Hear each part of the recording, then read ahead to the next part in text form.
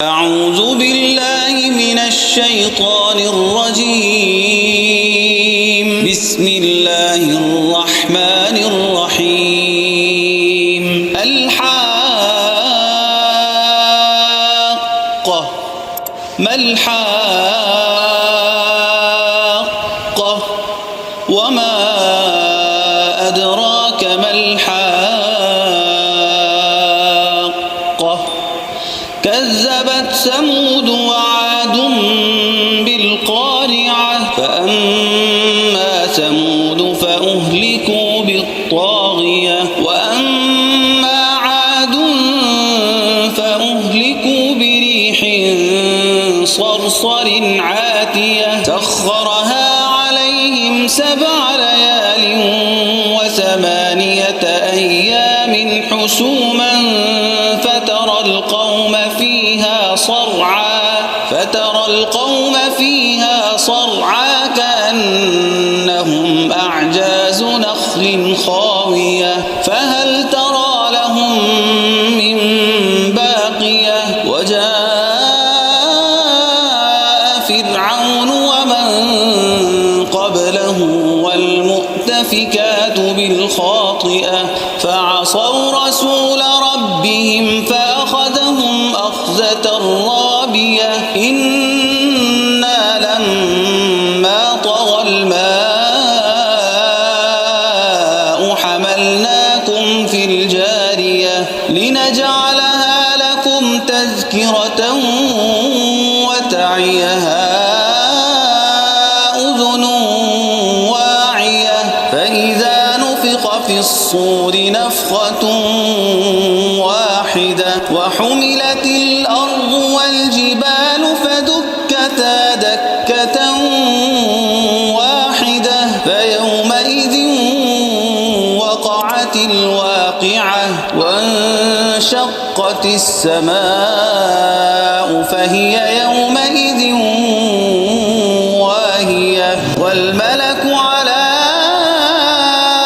أرجائها ويحمل عرش ربك فوقهم يومئذ 8. يومئذ تعرضون لا تخفى منكم خافية. فأما من أوتي كتابه بيمينه فيقول هاؤم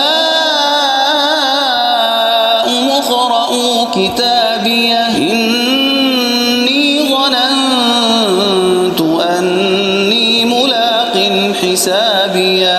فهو في عيشة راضية في جنة عالية قطوفها دانية. كلوا واشربوا هنيئا بما أسلفتم في الأيام الخالية. وأما من أوتي كتابه بشماله فيقول يا ليتني لم أوت كتابيه ولم أدر ما حسابيه. يا ليتها كانت القاضية ما أغنى عني ماليه هلك عني سلطانيه. خذوه فغلوه ثم الجحيم صلوه ثم في سلسلة ذرعها 70 ذراعا فاسلكوه. إنه كان لا يؤمن بالله العظيم ولا يحض على طعام المسكين فليس له اليوم هاهنا حميم ولا طعام إلا من غسلين لا يأكله إلا الخاطئون. فلا أقسم بما تبصرون وما لا تبصرون إن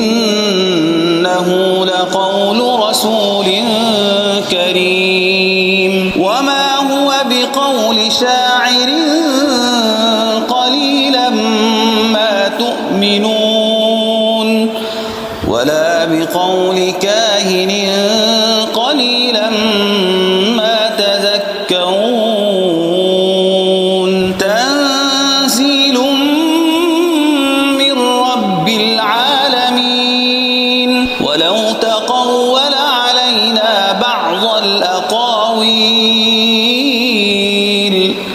لأخذنا منه باليمين ثم لقطعنا منه الوتين